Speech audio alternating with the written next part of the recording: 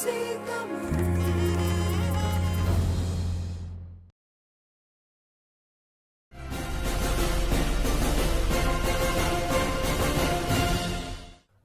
தமிழ் நேயர்கள் அனைவருக்கும் வணக்கம். உங்களை மீண்டும் ஒரு அகம்புறம் நிகழ்ச்சியில் சந்திப்பதில் மிக மகிழ்ச்சி. தமிழ்நாடு பல்வேறு காலகட்டங்களில் பல்வேறு போராட்டங்களை சந்திச்சு வந்திருக்கு. பல்வேறு தீவிரத்தன்மையோடு அந்த போராட்டங்கள் நடந்தேறி இருக்கின்றது. ஆனால் சமீப காலமாக நடந்து வரும் நிகழ்ச்சிகளை பார்த்தா தமிழ்நாடு முழுக்க போராட்டத்தை மையமாக வச்சு தான் சொல்லலுதோன்ற அச்சம் அனைவரின் மத்தியிலும் எழுந்திருக்குது. ஜல்லிக்கட்டு போராட்டம் முடிந்த கையோட நெடுவாசல்ல போராட்டம், தாமிரபரணி நீர் மீட்கும் போராட்டம், மீனவர் படுகொலை, இப்படி தொடர்ச்சியான பல்வேறு சம்பவங்கள் மக்களை போராட்டத்திற்கு தூண்டி விட்டிருக்கு.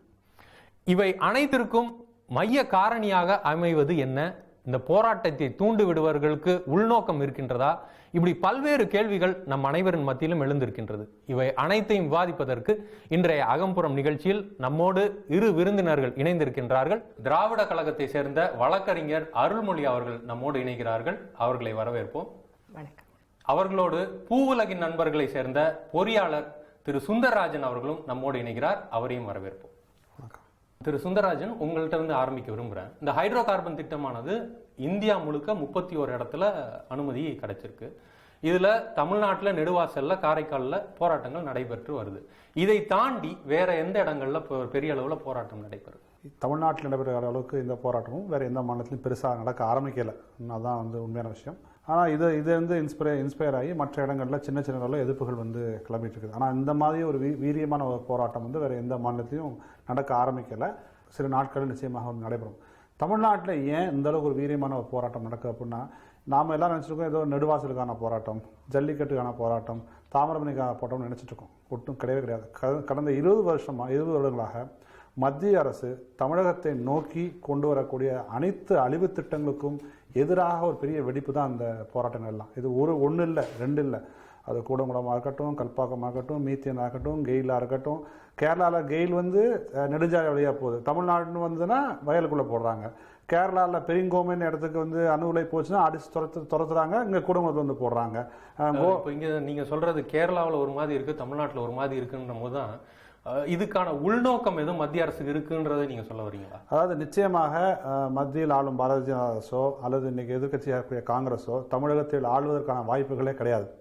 அப்ப நாம ஆள முடியாத ஒரு மாநிலத்தில் இல்ல, ஆள்வதற்கு வாய்ப்பு கிடையாதுன்ற ஒரே காரணத்துக்காக மத்தியில் அவர்கள் ஆளும் போது தமிழ்நாட்டையும் சேர்த்து தான் ஆள்றாங்க. எல்லா அழிவுறாம இப்ப ஏன் கேரளாவுக்கு மின்சாரம் தேவையில்லையா? இல்ல கர்நாடகாவுக்கு மின்சாரம் தேவையில்லையா? குஜராத்துக்கு மின்சாரம், மித்தி விதின்னு ஊருக்கு குஜராத்ல அங்க வெஸ்டிங் ஹவுஸ் நிறுவனம் அணு உலைகள் 6 அணு உலைகள் அமைக்க போறோம்னு சொல்லி இந்தியா அமெரிக்கா ஒப்பந்தம் போட்டார் மோடி அவர், மன்மோகன் சிங் அவர்கள் போய் போட்டாங்க. 2008 போட்டாங்க. இப்ப மக்கள் போராட்டத்தினால மித்தி அமைக்க மாட்டோம்னு சொல்லி மத்திய அரசு அறிவிச்சிச்சு. அப்போ மக்கள் போராட்டம் நடந்தால் மித்தி இதில் நீங்கள் உங்களால் கேன்சல் பண்ண முடியும்னா, உலகத்தையே திரும்பி பார்க்க வைக்க போராட்டம் கூடங்குளம் அணு உலை எதிர்ப்பு போராட்டம். அவ்வளோ பெரிய ஒரு போராட்டம். பல லட்சக்கணக்கான மக்கள் 5 வருடமாக போராடிய பிறகும் உங்களால் கூடங்குளத்தில் மேலும் 4 அணு உலைகள் அமைக்கணும்னு சொல்ற தைரியம் வந்துச்சுன்னா அப்போ நாங்கள் எப்படி பார்க்க முடியாத? ஒட்டுமொத்தமாக மத்திய அரசு தமிழர்களையும் தமிழர் நிலத்தையும் எதிரியா தான் பார்க்குது. இது திரு சுந்தரராஜன் அவர்கள் சொன்னது போலதான் இதுல மத்திய அரசுக்கு ஒரு உள்நோக்கம் இருக்குது, தமிழ்நாட்டில் ஆள முடியாதுன்றது அவர் சொன்னாரு. இது அரசியல் ரீதியாவே அணுகுனா கூட இது ஒரு அரசியல் கட்சி இந்த மாதிரி அணுகிறது ஒரு சரியான அணுகுமுறையா? இந்த இடத்துல நான் ஆட்சிக்கு வர மாட்டேன், அதனால இவர்களுக்கான அழிவு திட்டங்கள்லாம் இவர்கள் பக்கம் தள்ளி விடுவேன்றது ஒரு சரியான அணுகுமுறையா தான் இருக்குமா? இதை எப்படி 2 கட்சிகளும் செய்யுது? காங்கிரஸ், பாரதிய ஜனதா, இது 2 கட்சிகளும் எப்படி செய்யுது? அதாவது நீங்க கேட்குற கேள்விக்கான ஒரு சரியான பொருள் எப்படி இருக்குன்னா, இது சரியான அணுகுமுறையா அப்படிங்கிறதை விட உங்க சந்தேகம் இப்படி ஒரு கட்சி அணுகுமா இல்லையா? இப்படி யாராவது செய்வாங்களா? நம்ம சொல்றோம் இப்ப இந்த இடத்துக்குள்ள போகவே வழி இல்லைன்னா எப்படியாவது அவங்கள நம்ம தாஜா பண்ணி அவங்களுக்கு வேண்டிய விருப்பத்தை எல்லாம் கொடுத்து அதுக்குள்ள போக தானே பார்ப்போம்.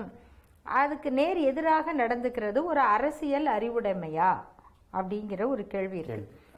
அவங்களுக்கு அரசியல் அறிவெல்லாம் நிறையவே இருக்கு. ஆனால் அவர்களால் இப்படியெல்லாம் சுற்றி வளைத்தோ இனிப்பு தடவிய சொற்களின் மூலமோ உள்ள நுழைய முடியாத மாநிலமாக தமிழ்நாடு இருக்கு. அப்போ தமிழ்நாட்டை அழிக்கணும் அப்படிங்கிறதுக்காக அவங்க இந்த திட்டத்தை கொண்டு வரல. இந்த திட்டம் அவங்க இந்த 90களுக்கு பிறகு தொடங்கிய இந்த பன்னாட்டு ஒப்பந்தங்கள் இதுல எல்லாம் ஒரு பகுதியாக இருக்கு. ஆனால் அதை எந்த இடத்துல செயல்படுத்தணும் அப்படின்னு பார்க்கும்போது பொதுவாக நமக்கு பிடிக்காத அல்லது நமக்கு இடம் தராத ஒரு இடத்தை தேர்ந்தெடுப்போம். அந்த மாதிரியாக ரொம்ப இயல்பா இதெல்லாம் தமிழ்நாட்டில் போடுங்க அப்படின்னு சொல்லும்போது, ஏன்னா அவங்களுக்கு வந்து அவங்கவுங்க மாநிலத்தை பற்றிய ஒரு கவலையும் அச்சமும் இருக்கு. தமிழ்நாட்டில் வந்து நாம் மற்ற எத்தனையோ போராட்டங்களை முன்னெடுத்து நிறைய விழிப்புணர்வு உருவாக்கி இருந்தால் கூட இந்த இயற்கை வளங்களை காப்பாற்றுறதுல கொஞ்சம் வந்து பின்தங்கி இருக்கிறோம். அது வந்து நம்ம ஒத்துக்க தான் வேணும். அது தமிழர்களின் குறைபாடா, தமிழ்நாட்டு அரசினுடைய குறைபாடா, இல்லை பொதுவாகவே நமக்கு சூழலியல் அறிவு குறைவாக இருக்குதா? இது வந்து அதனால என்ன ஆச்சுன்னா, அவங்க 1, 2 கொண்டு வரும்போது நம்ம கொஞ்சம் முடிச்சுக்கல. அது வந்து அவங்களுக்கு கொடுத்த தைரியம் இருக்கு. பார்த்தீங்கன்னா, எந்த குப்பையை வேணா இங்கே கொண்டு வந்து கொட்டலாம். இப்போ எண்ணூர் துறைமுகத்தில் கொண்டு வந்து கொட்டின அந்த எண்ணெய் வந்து என்ன எண்ணெய்னே புரியல நமக்கு. இந்த ஒரு காமெடியில் வடிவேலு இன்னொருத்தரும் என்ன வேணும்பாங்க. அதே மாதிரி இது எண்ணெயான்றாங்க. அது வந்து இவ்வளவு கடல்ல கொட்டின எண்ணெயை ஒரு ஹைடெக் அரசாங்கம், வல்லரசு ஆக துடிக்கிற ஒரு அரசு பக்கெட் வச்சு அள்ள சொல்றாங்க. இந்த மாதிரியாக இவங்களால வேற ஒரு மாநிலத்தை நடத்த நினைப்பாங்களா அப்படின்னா, இந்த ரெண்டுக்குமான ஏதோ ஒரு இணைப்பு. இது வந்து அவங்களுக்கு வந்து இது தமிழ்நாட்டின் மீது இருக்கிற ஒரு வெறுப்பும் வந்து இதுல இருக்கு. நம்ம சொல்றதை ஏத்துக்கிறேன். இன்னும் கொஞ்சம் அதை ஆழமா புரிஞ்சுக்கிறதுக்காக நான் முயற்சி பண்றேன். கிருஷ்ணா கோதாவரியில தான் முதல்ல அவர்கள் வந்து எண்ணெய் எடுக்கிறதுக்கான அனுமதி, கேஸ் எடுக்கிறதுக்கான அனுமதி கொடுத்தாங்க. இப்போ அது பாத்தீங்கன்னா, அது காங்கிரஸ் அன்னைக்கு வந்து ஆட்சி செய்கிற மாநிலமா இருந்தது. காங்கிரஸ் தான் மத்தியில இருந்தது. அப்போ இது வந்து ஒரு அழிவு திட்டமா இருந்திருந்தா காங்கிரஸ் அங்க ஆட்சிக்கு வரணும்னு நினைக்குது, எதிர்பார்க்குது. அப்போ அங்க கிருஷ்ணா கோதாவரியில அந்த அனுமதி வழங்கி இருக்க கூடாது. ஏன்னா உங்களுக்கே தெரியும், காவிரி டெல்டா பகுதியை விட கிருஷ்ணா கோதாவரி பகுதி மிகவும் செழிப்பான பகுதி. அப்போ அங்க இல்லாத போராட்டம் தமிழ்நாட்டில் வருதுன்னும் போது, ஒருவேளை இதை எதிர்க்கிறவங்க இவர்கள் எல்லாமே வளர்ச்சி திட்டத்திற்கு எதிரானவர்கள், இவர்களுக்கு ஒரு உள்நோக்கம் இருக்குது அப்படின்றதுல ஒரு நியாயம் இருக்கிறதா பாக்குறீங்களா? அதாவது இந்த கிருஷ்ணா கோதாவரி படுகை இருக்கு பார்த்தீங்களா, அந்த பேசின், அதுவும் வந்து வளமான பகுதி. பல இடங்கள்ல வந்து உண்மையிலேயே இதை வளர்ச்சி திட்டம்னு நம்புறவங்களும் இருக்காங்க. இப்ப நான் வேலை வாய்ப்பு, இப்ப நாமே வந்து சேலம் ஸ்டீல் பிளான்ட் வந்தது அப்படிங்கும் போது அதுக்கு நீங்க மாநில அரசுக்கு பங்கு கொடுங்க அப்படின்னு தான் கேட்டோம். அது மாதிரி நெய்வேலி நிலக்கரி வருது அப்படிங்கும்போது அதுக்கு நீங்க எங்களுக்கு ராயல்டி கொடுக்கணும் அப்படின்னு தான் கேட்போம். இதெல்லாம் வந்து 80களின் தொடக்கத்துல. அப்போ நம்முடைய பெரிய வெற்றியாக நம்ம அதை பார்த்தோம். நரிமணத்துல பெட்ரோல் எடுக்கிறாங்க. அப்ப பெட்ரோல் எடுத்தா நம்ம மண் என்ன ஆகுங்கிற அந்த ஒரு விழிப்புணர்வை விட, நம்ம மாநிலத்துல பெட்ரோல் எடுக்கிறாங்க ஆனா நம்ம மாநில அரசுக்கு ராயல்டி கொடுக்கறது இல்லை அப்படிங்கிறதா நம்ம வந்து அன்றைய கோரிக்கையாக இருந்தது. அந்த இடத்துல இப்ப அவங்க இருக்கலாம். அந்த விழிப்புணர்வு ஏற்படும் போதுதான் போராட்டம் நடக்கும். அது ஏற்படலைங்கிறதுனால அவங்களுக்கு அது நல்ல திட்டம்னோ, நாம இப்போ கேட்கறதுனால நம்ம வளர்ச்சிக்கு எதிரானவர்கள்னோ ஆமா, இது வந்து முத்திரை குத்தி ஒரு எதிர்ப்பை ஒடுக்குவதுங்கிறது மத்திய அரசினுடைய, குறிப்பா பிஜேபி அரசாங்கத்தினுடைய தொடர்ந்த ஒரு முயற்சி. நீங்க எந்த போராட்டம் நடத்தினாலும் அதுக்கு ஒரு சீல் வச்சிருப்பாங்க. இவங்கெல்லாம் வெளிநாட்டு ஏஜென்ட், இவங்கெல்லாம் வளர்ச்சிக்கு எதிரானவங்க, இவங்கெல்லாம் தேச விரோதிகள், இவங்கெல்லாம் குண்டு தயாரிக்கிறவங்க, இப்படி ஒரு 4 சீல் வச்சிருக்காங்க. இதை வச்சு அந்த எதிர்ப்பை அடக்கிடலாங்கிறது அவங்களுடைய ஒரு முயற்சி. சரி, திரு சுந்தரராஜன், நீங்க கூடங்குளம் அணு உலை எதிர்ப்புலையும் நீங்க பெரிய அளவில் ஈடுபட்டதுனால, இப்போ கூடங்குளம் அணு உலையை வந்து இது மாதிரி நெடுவாசல் திட்டம் போல இதுக்கான அனுமதியெல்லாம் முழுமையாக வர முன்னாடியே நம்ம வந்து எதிர்ப்பு ஆரம்பிச்சிட்டோம். கூடங்குளத்தில் அது மாதிரியான ஒரு நிலைமை இல்லை. ஆரம்ப காலத்தில் மக்கள் அதற்கு ஆதரவாக தான் இருந்தாங்க. ஒருவேளை உங்களுக்கு இங்கே உள்ளூர் மக்களுக்கு, இளைஞர்களுக்கு வேலை வாய்ப்பு கிடைக்கும், அதனால நீங்கள் கூடங்குளத்தை ஆதரிச்சிருங்கன்னு சொன்னதை ஏமாந்து அவர்கள் ஏற்றுக்கிட்டாங்க. அந்த நிலைமை இப்போ மாறி தமிழ்நாட்டில் அருள்மொழி அவர்கள் சொன்னது போல எல்லாமே மாறிடுச்சின்னு நீங்கள் நினைக்கிறீங்களா? அதாவது வேலைவாய்ப்பு கிடைச்சிடும்னு சொல்லி ஏமாற்றுறது மட்டும் கிடையாது. நீங்கள் 1989 தான் அந்த கூடங்குளம் தொடர்பான முதல் ஒப்பந்தம் கையெழுத்தாகி அங்கே அந்த வேலையை ஆரம்பிக்க போகிறாங்க. சோவியத் ரஷ்யா உடஞ்சிருது, 90-91 வந்து சோவியத் ரஷ்யா உடஞ்சிருது. ஒரு 7 வருடம் 8 வருட காலத்துக்கு எந்த ஆக்டிவிட்டியுமே கிடையாது.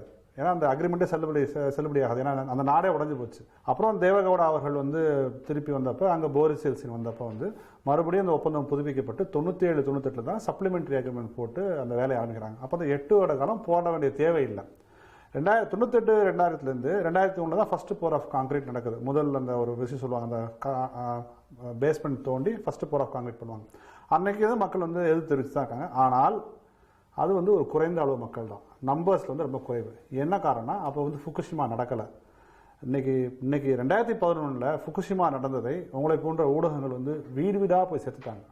அப்போ ஃபுகுஷிமா ஜப்பான் ஒரு மிகவும் வளர்ந்த நாடு, அந்த ஒரு ப்ராசஸ்லேயும் அந்த சிஸ்டம்ஸ்லேயும் அந்த ஒழுங்கு கட்டமைப்புகளையும், ஒழுங்கு கட்டமைப்பு சொல்கிறது வந்து அந்த செய்யக்கூடிய விஷயங்களை எப்படி செய்கிற விஷயத்தில் அந்த கட்டமைப்புகளை ரொம்ப முன்னேறிய நாடு, ரொம்ப மெச்சூர்டு கண்ட்ரி. அதாலேயே வந்து ஃபுகுஷிமா விபத்தை வந்து தடுக்கவும் முடியலை, என்ன பண்ணுறதுன்னு தெரியல அப்படின்னு மக்களுக்கு அந்த விஷயங்கள் போய் சேரணுன்னே பல்லாயிரக்கணக்கான மக்கள், லட்சக்கணக்கான வெளியே வந்து போட ஆரம்பிச்சாங்க. ஒருவேளை ஃபுகுஷிமாக்கு முன்னாலேயே செர்னோபில் போன்ற அசம்பாவிதங்கள் நடந்திருக்குது. ஆனா அன்றைக்கு ஊடகங்கள் இல்ல. அன்னைக்கு நான் எங்களை மாதிரி சில பேர் தான் படிச்சிருந்தோம், அந்த புத்தகங்கள்ல வந்திருக்கு, டாக்குமெண்ட்ரி ஃபிலிம்ஸ் நாங்கள் பார்த்துருந்தோம். அப்போ நாங்களே அந்த கிராமங்களில் போய் பேசினப்போ எங்கெல்லாம் அடிச்சு துரத்திருக்காங்க. அந்த அனுபவங்கள்லாம் எங்களுக்கு இருக்குது.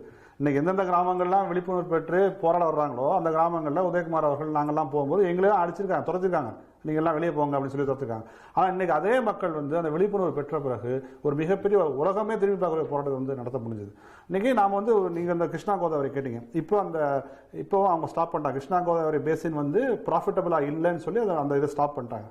நீங்க ஒரு விஷயத்தை பார்க்கணும், எந்த காலகட்டத்தில் வந்து அது நடக்குதுன்னு சொல்லி பார்க்கணும். நீங்க 1960களில் சீமக்கருவில் மரம் கொண்டு வந்தனால இன்னைக்கு அது சரியாயிருமா என்ன? அன்னைக்கும் அரசாங்கம் தான் கொண்டு வந்துச்சு. அன்னைக்கு நம்ம அதை குறித்து ஒரு பார்வை, ஒரு புரிதல் இல்லாமல் இருந்துச்சு. நேரு வந்து பெரிய பெரிய அணைகள் கட்டினாரு. பக்ரானங்களும் ஹிராக்குட்டு தான் அணைகள் தான் புதிய இந்தியாவின் கோயில்கள்னு சொன்னார், டெம்பிள்ஸ் ஆஃப் மாடர்ன் இந்தியான்னு சொன்னார். இன்னைக்கு யாராவது பெரிய அணை கட்டுவாங்களா? அப்போ அந்த சூழல் குறித்த புரிதல், அந்த காலகட்டம், அப்போ என்ன அந்த நாட்டுக்கு தேவை, அதை பொறுத்து தான் அந்த விஷயங்கள் தீர்மானிக்குது. இன்னைக்கு உலகத்தின் மிகப்பெரிய பிரச்சனையாக இருக்கிறது சூழல் பிரச்சனை தான். புவி வெப்பமயமாதலும் காலநிலை மாற்றலும் உலகத்தை மிகப்பெரிய அளவில் அச்சுறுத்தி கொண்டிருக்கும் பொழுது எந்த மாதிரியான உணர்வுகளுக்கு, எந்த மாதிரியான திட்டங்களுக்கு விழிப்புணர்வு மக்களுக்கு ஏற்படும்னா சூழல் குறித்த விழிப்புணர்வு தான் முதல்ல ஏற்படும். நம்ம அந்த வளங்கள் சூழல் பத்தி நம்ம தொடர்ச்சியா பேசுவோம். இப்போ நம்ம மையமா இப்போ தொடர்ச்சியா நம்ம பேசுறதுல பாத்தீங்கன்னா தகவல், அந்த விழிப்புணர்வு, இதை பத்தி நம்ம பேசியிருக்கோம். இப்போ நம்ம மோடி அரசை வந்து குறை சொல்றோம், காங்கிரஸ் அரசையும் குறை சொல்றோம். இதை தாண்டி இப்போ மோடி அரசோட டிஜிட்டல் இந்தியா, இந்த ஜியோ போன்ற இதுகள்ல தான் நம்மளுக்கு இன்னும் அதிகப்படியான விழிப்புணர்வை ஏற்படுத்துறதுக்கு ஒரு கருவியா இருக்கிறதுக்கான ஒரு வாய்ப்பு இருக்குது இல்லையா? இப்போ சமீப காலகட்டத்தில் இப்போ ஜல்லிக்கட்டு போராட்டத்திலையும் எல்லாம் என்ன சொன்னாங்கன்னா, எல்லாருக்கும் சமூக வலைதளங்கள்ல இவ்வளவு தூரத்துக்கு அந்த தகவல் பரவுனது ஜியோ இலவசமா கொடுத்ததுனாலதான் இவ்வளவு பேருக்கு பரவிருச்சு அப்படின்றாங்க. அப்படி பார்க்கும்போது மோடி அரசாங்கமும் சில திட்டங்கள் அது வந்து நம்மளுக்கு நன்மை பயக்கிறதாகவும் இருக்குதுன்றத நீங்க ஏத்துக்கிறீங்களா? அதாவது ஏதோ இந்த போராட்டத்தை பரப்புவதற்காக மோடி வந்து ஜியோ அப்படி சொல்ல, மோடி வந்து ரிலையன்ஸுக்கு உதவி செய்ய முடிவு பண்ணாரு, ரிலையன்ஸுக்கு மாடலா நின்னாரு, அதனால வந்து அது ஜியோ பரவுச்சே தவிர ஜியோவால மட்டும் செய்தி பரவல. இன்னும் சொன்ன அந்த ஜல்லிக்கட்டு போராட்டங்கள் நடந்த இடத்துல பலருக்கு சிக்னல் இல்ல, அவங்க கொண்டு வந்து டவர் கொண்டு வந்து போட்டாங்க. அப்போ இந்த கூடிய கூட்டத்தை அவங்க தான் பயன்படுத்திக்கிட்டாங்க. இது ஒன்று இருக்கு. ரெண்டாவது, இந்த டிஜிட்டல் இந்தியாவை பற்றி வந்து திரு கோபாலகிருஷ்ண காந்தி அவர்கள் வந்து ஒரு கட்டுரை எழுதியிருந்தாரு. இந்த மாதிரி குளங்கள்லாம் வற்றி போகுது, நீர்நிலைகள்லாம் தூந்து போகுது, குடிக்க தண்ணீர் இல்லாத போது நாங்கள் டிஜிட்டல் தண்ணீரை பார்த்து தாகத்தை தீர்த்து கொள்ள முடியாது மோடி அவர்களே அப்படின்னு எழுதியிருந்தாரு. ஆக டிஜிட்டலை பார்த்து சாப்பிட முடியாது, டிஜிட்டலை பார்த்து தண்ணி குடிக்க முடியாது, இதெல்லாம் வறண்டு போக வச்சுட்டு டிஜிட்டல் ஒளிர்வதால் என்ன பயன் அப்படிங்கிறது தான் அவங்கள நோக்கி நம்ம வைக்கிற கேள்வி. இது எனக்கு இன்னொரு சந்தேகம் எழுது. இப்போ ஆந்திரால பாத்தீங்கன்னா நம்மள தமிழ்நாட்டை விட அதிகப்படியான விவசாயம் நடக்கக்கூடிய ஒரு நிலமா இருக்குது. ஆனா அவர்கள் தொழில் வளர்ச்சியில தமிழ்நாடு அளவுக்கு அவர்கள் முன்னேறி வரல. அவர்கள் இன்னும் விவசாயத்தை மட்டும் பார்த்ததுனால ஒருவேளை அவர்கள் தொழில் வளர்ச்சியை நோக்கி வரணும்ன்ற ஆர்வத்துல இந்த திட்டங்கள்லாம் ஆதரிக்கிறாங்க. நாம விவசாயத்தை பார்த்து தொழில் வளர்ச்சியை பார்த்து அதன் கேடுகளை பார்த்ததுனாலதான் நம்ம திருப்ப மறுபடியும் இதை இவ்வளவு தீவிரத்தன்மையோட எதிர்க்கிறோம்ன்ற ஒரு வாதம் சரிதான். கண்டிப்பா கண்டிப்பா அது அப்படி இருக்கும். இன்னொன்னு பாத்தீங்கன்னா, பொதுவா தமிழ்நாட்டுல வந்து நம்ம கிட்டத்தட்ட ஒரு நூற்றாண்டாக இந்த திராவிட இயக்கம் தொடங்கி நீதி கட்சி இந்த மாதிரிலாம் வரும்போது நீங்க இந்தியாவின் பிற மாநிலங்களில் நடக்காத பல மாறுதல்கள், புரட்சி வந்து தமிழ்நாட்டில் நடந்திருக்குது. பல மாறுதல்களை வந்து நம்ம முன்னெடுத்தவர்களாக இருக்கிறோம். இப்போ வந்து நீங்க தமிழ்நாட்டில் வந்து இளைஞர்கள் இந்த மண்ணுரிமை பற்றி பேசும்போது அவங்க வந்து தங்களுடைய அரசுகள் மீது குறை சொல்றாங்க இல்லையா? தமிழ்நாட்டில் வந்து நாம வாக்களிக்கிற அரசு தான் கண்டிப்பா நம்ம தேசிய கட்சிகளுக்கு வந்து இடம் கொடுக்கல. ஆனா ஆளுகிற மாநில கட்சிகள் நம்முடைய உரிமைகளை ஏன் காப்பாற்ற மாட்டேங்கிறீங்க அப்படின்னு அரசுகளை கேள்வி கேட்கிற அளவிற்கு விழிப்புணர்வு வந்து நம்ம கிட்ட கொஞ்சம் எளிதாக பற்றுது. அது காரணம் நம்ம கொஞ்சம் முன்கூட்டியே போராட ஆரம்பிச்சது கூட இருக்கலாம். மற்ற மாநிலங்கள்ல இன்னும் அது பரவலைங்கிறதுனால அல்லது அவங்களுக்கு விழிப்புணர்வு இல்லைங்கிறதுனால அந்த திட்டம் வந்து வளர்ச்சிக்கானது அதை அவங்க ஏத்துக்கிறாங்க, நம்ம புரிஞ்சுக்க வேண்டாம். சரி, இப்போ நம்ம வந்து இயற்கை வளங்கள், நம்ம ஒரு பசுமையான தமிழகம் இதெல்லாம் பேசுறதுக்கு நல்லா இருக்குது. இது நல்ல விஷயம் கூட தான். நம்மளுக்கு நீர் வளம் தேவை, இயற்கை வளங்கள் தேவை, இதெல்லாம் பாதுகாக்கணும், அடுத்த தலைமுறைக்கு போகணும், எல்லாம் சரிதான். ஆனா இன்றைக்கு நாம் வாழ்வதற்கு, ஒரு பொருளாதாரத்தை ஈட்டுவதற்கு விவசாயங்களும் இயற்கை வளங்களும் இது மட்டும்தான் போதுமானதுன்னு நினைக்கிறீங்களா? நீங்கள் விரும்புகிறீங்களோ விரும்பலையோ, இந்தியாவுடைய 69% மக்கள் தொகை வந்து இந்த விவசாயத்தை நம்பி தான் இருக்காங்க. அது வந்து ஜிடிபியோட கான்ட்ரிபியூஷனில் வெறும் 19% குறைஞ்சிருக்கலாம். ஆனால் இன்னைக்கும் கிட்டத்தட்ட ஒரு 80 கோடி மக்கள் இந்தியாவில் விவசாயம் சார்ந்த தொழில் நம்பி தான் இருக்காங்க. ஆமா, தற்கொலைகளும் அதே போல. ஆமா, அப்ப அதை நீங்க வந்து ஒரு ஒரு தொழிலாக, ஒரு ப்ரொஃபஷனலா மாற்றக்கூடிய வழிகள் தான் நீங்க பாக்குற ஒழிய, ஒட்டுமொத்தமா எவ்வளவு பேர் வேலை கொடுத்த முடியும்? ஒரு கார் கம்பெனி வருது, எவ்வளவு வேலை கொடுத்த முடியும்? 2000 கொடுக்க முடியுமா? நான் கேட்குறேன், உதாரணத்துக்கு 2000 கொடுப்பாங்களா? 3000 கொடுப்பாங்களா? எவ்வளோ 130 கோடி பேருக்கும் நீ உங்கள் தொழில் இண்டஸ்ட்ரியல் செக்டர் வேலை கொடுத்துட முடியுமா? ஒருபோதும் நடக்காது, ஒருபோதும் செய்ய முடியாது. நம்ம வந்து நிறைய விஷயங்கள் நம்ம தப்பு பண்ணுறோம். ஏன் ஃபுட் ப்ராசஸிங், உணவு சார்ந்த தொழில்கள் எவ்வளவு இருக்குது தெரியுமா? இன்னைக்கு நாம வந்து நம்ம கிட்ட இருந்து எலுமிச்சம்பழம் இருக்குது, முருங்கைக்காய் இருக்குது, காய்கறிகள் இருக்குது, கீரை வகைகள், எவ்வளவு ஃபினிஷ் ப்ராடக்ட்ஸ் பண்ண முடியும் தெரியுமா நம்மளால? எவ்வளவு வந்து அந்த மார்க்கெட் டிபார்ட்மெண்ட் எல்லாமே வந்து ஃபைனான்சியல் வயபிலிட்டி, அதாவது பொருளாதாரத்தை ஈட்டுறதுக்கான வாய்ப்புகள் இருக்கு. நிச்சயமாக செய்ய முடியும். நிச்சயமாக விவசாயத்தை ஒரு தொழிலாக, ஒரு ப்ரொஃபஷனல் நம்ம செய்யலாம். ஆனா வந்து இப்ப பார்த்திருக்கோம், நம்ம பல பேர் தகவல் தொழில்நுட்ப துறையில இருந்து வந்து நான் வந்து 2 லட்சம் ரூபாய் சம்பளத்தை விட்டுட்டு வந்திருக்கிறேன் அப்படின்ற கதைகள்ல உண்மை சம்பவங்கள் நிறைய நம்ம கேட்டிருக்கிறோம். ஆனா அந்த சம்பவங்கள்லாம் எண்ணிக்கை அளவுல பாத்தீங்கன்னா ரொம்ப ஒரு சொற்ப அளவுல தான் இருக்கிறதா தெரியுது. இப்போ இது இந்த அளவுக்கு ஒரு பொருளாதாரத்தை ஈட்டக்கூடிய ஒரு வாய்ப்பு இருக்கிற ஒரு துறைனா, இதை நம்ம ஏன் இன்னும் முன்னெடுத்து செல்லல? இதை வைத்து பல பேருக்கு இதை வைத்து நீங்க தொழில் செய்யுங்க, நீங்க வேலை தேடி போறதை விட நீங்களே முதலாளிகள் ஆகுங்கன்றதுக்கான வாய்ப்புகள் ஏன் நம்ம தரல? நீங்க இந்த அரசோட பாலிடிக்ஸ் நம்ம புரிஞ்சுக்கணும். இன்னைக்கு ஏன் மன்மோகன் சிங் வந்து சொல்றாரு 5% மக்கள் வந்து விவசாயத்தில் இருந்தா போதுங்கிறாரு. அப்ப யார் உணவு தயாரிப்பா? ரிலையன்ஸ் தயாரிக்கும், அதானி தயாரிப்பாரு, அம்பானி தயாரிப்பாரு. அவங்களுக்கு வந்து விவசாயத்தில் இன்னைக்கு எப்படி இண்டஸ்ட்ரியில வந்து தொழிலாக வேலை செய்யறாங்களோ அது மாதிரி பெரிய 10,000 ஏக்கர் பண்ணைகள் வரும். அந்த 10,000 ஏக்கர் பண்ணைகள்ல வந்து நம்ம நிலத்தை சொந்தமா வச்சவங்க எல்லாருமே அங்கே போய் விவசாய கூலி தொழிலாக வேலை செய்வாங்க. அவங்க பிஎஃப் கொடுப்பாங்க, இஎஸ்ஐ கொடுப்பாங்க, எல்லாமே கொடுப்பாங்க. ஆனா எந்த மாதிரியான உணவை அவர்கள் சாப்பிட வேண்டும் என்பதை அம்பானி முடிவு பண்ணுவாரு. இன்னைக்கு இருக்கிற சிறு விவசாயி, குறு விவசாயி முடிவு பண்ணாலும் அன்னைக்கு நான் சாம போடுவேன், தென்னை போடுவேன், குதிரவாளி போடுவேன், காடக்கண்ணி போடுவேன் முடிவு பண்றாங்கல்ல, அதெல்லாம் நடக்காது. வெளிநாட்டில் இருக்கிற மான்சாண்டோ கம்பெனி மரபணு மாற்றப்பட்ட கத்திரிக்காய் கொண்டு வந்து அம்பானிட்ட கொடுப்பாரு. அவர் வாங்கி இந்த 10,000 ஏக்கர்ல போடுவாரு. அதானிக்கு இன்னொரு மரபணு மாற்றப்பட்ட பயிர் வரும். அப்ப இந்தியர்கள், தமிழர்களுக்கு எந்த மாதிரியான உணவை சாப்பிடணும் அவன் உட்காந்து முடிவு பண்ணுவான். ஆனா இப்ப இந்த மரபணு மாற்றம்ன்றது வந்துட்டு எல்லாருக்கும் கேடுன்றதை நம்ம எல்லாரும் ஏத்துக்கிறோம். ஆனாலும் உணவு உற்பத்தி வந்து ஒரு காலகட்டத்தில் நம்ம இந்த பொருளாதார தாராளமயம் இதெல்லாம் வர்றதுக்கு முன்னாடி உணவு உற்பத்தியில நம்ம பின்தங்கி இருந்தோன்றதுதான உண்மை. நீங்க இந்தியாவின் மிகப்பெரிய பஞ்சம் வந்தது வந்து 1945-47 பல்லாயிரக்கணக்கான மக்கள் செத்து போனாங்க பஞ்சம் வந்து. ஆனா அதே நாள்ல அதே நேரத்தில் கல்கட்டா போர்ட்ல இருந்து எவ்வளவு அரிசி எக்ஸ்போர்ட் ஆச்சுன்னு உங்களுக்கு தெரியுமா? உங்களுக்கு எவ்வளவு அரிசி, எவ்வளவு தானியங்கள், ஒரு செயற்கை டிஸ்ட்ரிபியூஷன் தான் பிரச்சனை. ப்ரொடக்ஷன்ல பிரச்சனையே கிடையாது. நமக்கு உற்பத்தியில என்னைக்குமே பிரச்சனை கிடையாது. அந்த உற்பத்தி செய்த பொருளை சரியா பங்கிட்டு எல்லாத்துக்கும் போய் சேர்க்கறதுதான் பிரச்சனை சொல்லிய, ஒருபோதும் இந்தியாவில் விவசாய உற்பத்தியால் மக்கள் கிடையவே கிடையாது. சரி, இது அரசியல் ரீதியா அணுகும் போது இப்ப பல்வேறு நாடுகள்ல பார்த்தா கிரீன்ஸ் பார்ட்டி, பசுமைக்கான கட்சிகள் அப்படின்ற கட்சிகள்லாம் இருக்குது. ஆனா இந்தியாவில் அந்த ஒரு ஸ்டாண்ட் எடுத்து இப்போதைக்கு இந்த கூடங்குளம் போராட்டத்தின் வாயிலாக திரு உதயகுமார் அவர்கள் பச்சை தமிழகம்ன்ற ஒரு கட்சி ஆரம்பிச்சிருக்காரு. ஆனா பெரிய அளவு எஸ்டாப்ளிஷ்ட் பார்ட்டிகள், அதாவது கடந்த இந்தியா சுதந்திரம் வாங்கி இவ்வளவு ஆண்டு காலங்கள்ல இந்த பசுமையை முன்னெடுக்கிறதற்கான கட்சிகள் பெரிய அளவுல இல்லை.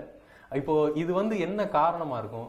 இப்பதான் அதை நோக்கி நம்ம வந்து நகர்றோம். ஏன்னா பூவுலகின் நண்பர்கள்னு இப்போ தோழர் சுந்தரராஜன் இவங்க ஒரு பெரிய அமைப்பு செயல்படுது. இந்த பேரை நம்ம இல்ல, அமைப்புகளே இப்பதான் இருக்குன்ற. இன்னொன்னு, இந்த அமைப்புகளை பற்றி இப்பதான் மக்களுக்கு தெரியுது, தொடர்புகள் ஏற்படுது. இந்த தொடர்புகளே இப்பதான் நீங்க ஊடகங்கள்ல பாத்தீங்கன்னா முதல்ல வெறும் பிரிண்ட் மீடியா அப்படின்னு இருக்கும் பொழுது இவங்க செய்திகளே வராது. அவங்களா தனியா எப்படி பெரியார் எப்படி போராட்டத்தை ஆரம்பிச்சாரோ அந்த மாதிரிதான் இவங்கெல்லாம் நடந்து போகணும், மக்கள்கிட்ட போய் பேசணும். ஆனா அது வந்து செய்திகள்ல வரவே வராது. இப்போ ஓரளவுக்கு இந்த விஷுவல் மீடியா வந்த பிறகுதான் இந்த பிரச்சனைகள் பெருசாகுது. அது வந்து மக்களிடத்துல கொண்டு போக முடியுது. அப்பதான் தொடர்பு வந்து எளிதாக கிடைக்குது. இது ஒண்ணு.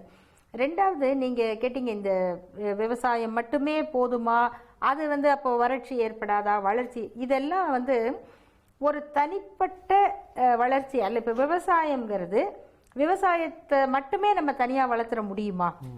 முடியாது. தண்ணி வேணும், சரியான பருவமழை பெய்யணும். பருவமழை பெய்யணும்னா அதுக்கு உண்டான பசுமையை நம்ம காப்பாற்றி வைக்கணும், மரங்கள் வேணும். அடுத்தது அதிகமாக மழை பொழியும் போது நம்ம சேர்த்து வைக்கக்கூடிய நம்முடைய குளம், குட்டை, ஏரி எல்லாம் வேணும், நீர்நிலைகள் வேணும். இது எல்லாத்தையும் நோக்கி நம்முடைய கவனம் குவிக்கப்பட்டாதான் ஒரு ஒரு ஒருமையான ஒரு வளர்ச்சி வந்து இயற்கையாக வர முடியும். இதை ஒன்னே ஒன்று மட்டும், விவசாயிகளுக்கு கடன் கொடுக்குறேன், அப்புறம் கடனை தள்ளுபடி கூட பண்ண மாட்டேன், நீ வேணா தற்கொலை பண்ணிக்கோ, நாங்கள் வந்து 6000 கோடி 10,000 கோடியை தள்ளுபடி பண்ணுவோம், 60,000 ரூபாயை தள்ளுபடி பண்ண மாட்டோம். அந்த 60,000 ரூபாய்க்கு அவர் தூக்கு போட்டுக்கிட்டு சாகலாம். அவங்க வீட்டில் போய் மாடு வேற என்ன பொருள் இருக்கோ, டிராக்டர்ல சட்டி பானையை கூட ஜப்தி பண்ண முடியும். இதுதான் வந்து அரசாங்கத்தினுடைய கொள்கையாக இருக்கு. இது திராவிட இயக்கங்கள் ஆட்சிக்கு வந்து 50 வருஷம் ஆனதுனால உங்கள்ட்ட இந்த கேள்வியை வைக்க விரும்புறேன். 50 வருஷமா திராவிட கட்சிகளின் ஆட்சி இருக்குது. இந்த 50 ஆண்டு காலங்கள்ல இந்த நிலைமை இப்படி விவசாயம் சீர்குலைந்து போனதற்கான ஒரு முக்கிய பங்கு இந்த திராவிட ஆட்சிகளுக்கு உண்டுதான். அதாவது இந்தியா முழுவதிலும் என்ன பாதிப்பு ஏற்பட்டிருக்கோ அதே பாதிப்பு தான் தமிழ்நாட்டிலும் ஏற்பட்டிருக்கு. இந்த 50 ஆண்டுகள்ல திராவிட இயக்கத்தினுடைய அரசியல் கட்சிகள் ஆட்சியில இருந்ததுனால நம்ம வந்து பெரும்பான்மையான மக்கள் வந்து படிச்சிருக்கோம். தாழ்த்தப்பட்ட மக்கள், பிற்படுத்தப்பட்டவங்களுடைய சதவிகிதம் வந்து படிப்புல மிக அதிகமாக இருக்கு. பெரும்பாலான வேலை வாய்ப்புகளை நம்ம கையில எடுத்திருக்கிறோம். இப்போ நீங்க பசுமையில இருந்து இப்போ நீங்க இண்டஸ்ட்ரியலைசேஷன் நீங்க பேசுற மாதிரி. நான் பேசல, நான் இண்டஸ்ட்ரியலைசேஷன் பத்தி பேசல, நான் படிப்பு, வேலை வாய்ப்பு, நம்முடைய வளர்ச்சி, அதாவது தனி மனித வளர்ச்சி. தொழிற்சாலைகள்ல வேலை வாய்ப்பு தான். தொழிற்சாலை மட்டும் இல்ல, வேலை வாய்ப்பு எங்கெல்லாம் இருக்கோ அங்கெல்லாம் வளர்ச்சி இருக்கும். அந்த இடத்துல இருக்கு. நீங்க அதுக்கெல்லாம் தகுதியானவங்களாக, அதாவது படிக்க கூடாதவங்களா இருந்து, நமக்கு அறிவில்லைங்கிற இடத்துல இருந்து, இன்னைக்கு இதெல்லாம் கேள்வி கேட்கிற கல்வியை வந்து திராவிட இயக்கம் தான் கொடுத்துருக்கு. திராவிட கட்சிகள் 50 ஆண்டு ஆண்டதனுடைய நன்மைகள் என்ன அப்படின்னு கேட்டீங்கன்னா அதுக்கு இந்த பட்டியல்கள்லாம் நிறைய இருக்கு. நிறைய சமூக சீர்திருத்தம், தனிமனித வளர்ச்சி, ஒடுக்கப்பட்ட மக்களுக்கு என்னென்ன வாய்ப்புகள்லாம் மறுக்கப்பட்டதோ அதெல்லாம் நாம அடைஞ்சிருக்கிறோம். கல்வி, உலகம் முழுக்க போகக்கூடிய வேலை வாய்ப்பு, சாதனை பட்டியல்கள், அது ஒரு தனி விவாதமாவே என்னன்னா நம்ம நீங்க புரிஞ்சுக்கணும். அதுக்காக நான் சொல்றேன், இதை பேசுறவங்களுக்கும் கூட இவங்க 50 ஆண்டு ஏதோ இந்த நாட்டை வறண்டு போறதுக்காகவே ஆட்சிக்கு வந்த மாதிரி, கலப்புரர் ஆட்சி மாதிரி காட்டுறதுக்கான ஒரு முயற்சி வந்து தமிழ்நாட்டில் நடக்குது. எந்த ஒரு ஆட்சியவுமே நீங்க 50 ஆண்டை எப்படி இவாலுவேட் பண்ணணும்னா இதனுடைய நன்மைகள் இதெல்லாம். அடுத்து நம்ம கவனிக்காம விட்ட பகுதி, நாம பிழை விட்ட பகுதிகள் எது அப்படின்னு பார்க்கும் பொழுது இதெல்லாம் வந்து நம்ம கவனம் தவற விட்டுருக்கோம் அப்படிங்கிறது புரியுது. இல்ல, நான் கேட்ட கேள்வியும் அதேதான். இவர்கள் வந்து இந்த 50 ஆண்டு காலமும் நம்ம ஒண்ணுமே சாதிக்கல, வளர்ச்சியே இல்ல அப்படின்றது என்னோட கேள்வி இல்ல. நீங்க சொன்னதுதான் நானும் கேட்டேன். இப்போ இந்த பசுமை சார்ந்து நம்ம இயற்கை வளங்களை காப்பாற்றுவதில் ஒரு சிறிய பின்னடைவு தான், ஒரு அந்த அளவு கவனம் செலுத்தலையோ அப்படின்ற ஒரு கேள்விதான். கண்டிப்பாக நம்முடைய இந்த 50 ஆண்டு காலத்துல மற்ற துறைகள் எல்லாம் கவனம் செலுத்திய அளவிற்கு இயற்கையை காப்பாற்றுவதை பற்றிய நம்முடைய புரிதலும் அறிவும் கம்மியா தான் இருந்திருக்கு. அதுல கவனம் செலுத்தாம தான் இருந்தது. கண்டிப்பா ஏத்துக்கிறேன். அதை வந்து நம்ம எவ்வளவு அழுத்தம் கொடுத்து நம்முடைய அரசுகளை அதை நோக்கி திருப்பணுமோ அந்த வேலையை வந்து இப்ப நம்ம செஞ்சுக்கிட்டு இருக்கோம். சரி, இப்போ பெரிய தொழில்களை நீங்க எதிர்க்கிற ஒரு மனநிலை எனக்கு புரியுது. ஆனா பெரிய தொழில்கள், பெரிய முதலீடு இவை இருந்தா தானே, இப்போ ரிசர்ச்சுக்கு எல்லாம் போனோம்னா ஆய்வுக்கு நம்ம பெரிய அளவு பணம் போட வேண்டியதான் இருக்கு. அதை நம்ம ஏத்துக்கிட்டு தான் ஆகணும். நம்ம வந்து சிறிய அளவுல செய்யலாம், எல்லாம் செஞ்சாலும் சரி, ரிசர்ச்சுக்கு, ஆய்வுக்கு பெரிய அளவுல பணம் போட வேண்டியது இருக்குது.